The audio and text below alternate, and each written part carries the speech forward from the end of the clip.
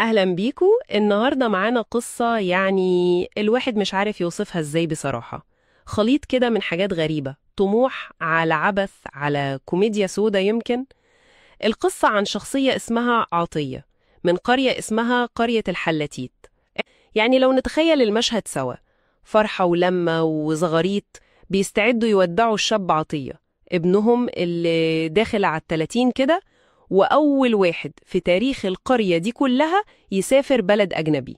القرية كلها بناسها ببهايمها بالكلاب بتاعتها، كله كان واقف في الشارع بيودعه. حدث جلل بصراحة. وعطية بقى بيودع مين بالظبط؟ ركزي في التشكيلة دي: زوج خالته وزوج عمته وزوج أمه، وطبعا أمه نفسها.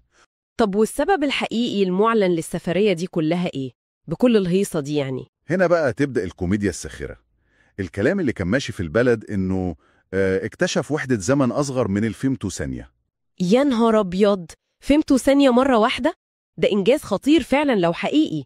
بالظبط، يستاهل نوبل على طول، والعالم كله بره قاعد مستنيه بفارغ الصبر. وصل بطلنا أوروبا بقى، واستقبلوه إزاي؟ استقبال يليق بنوابغ العالم. استقبله دكتور هيرش بنفسه، أستاذ فيزياء معروف في فرانكفورت، وخدوا على طول على قاعة محاضرات مليانة فتحالي الفيزياء وحساب المثلثات. النخبة يعني. دخل عطية القاعة بثقة طبعا. أكيد، بمنتهى الثقة. مسك الطباشيرة وراح كاتب على السبورة معادلة الفيمتو ثانية الأصلية بتاع الدكتور زويل. الناس كلها قامت سقفت بحرارة. بداية تحسيها مبشرة جدا. لحد هنا تمام، قصة نجاح شاب مصري وصل للعالمية. بالظبط، ماشية في الإطار التقليدي اللي كلنا عارفينه، الموهبة اللي بتلاقي التقدير بره. بس كل ده كان مجرد تحضير للحظة الانفجار الكوميدي بقى. لحظة الحقيقة، جه دور عطية يعرض اكتشافه. هو عمل إيه؟ بمنتهى البساطة والناس كلها مترقبة، كتب الآتي: فيمتو ثانية نقسم على 2، إذن الناتج يكون نصف فيمتو، وهكذا أصبحت لدينا وحدة زمن أصغر.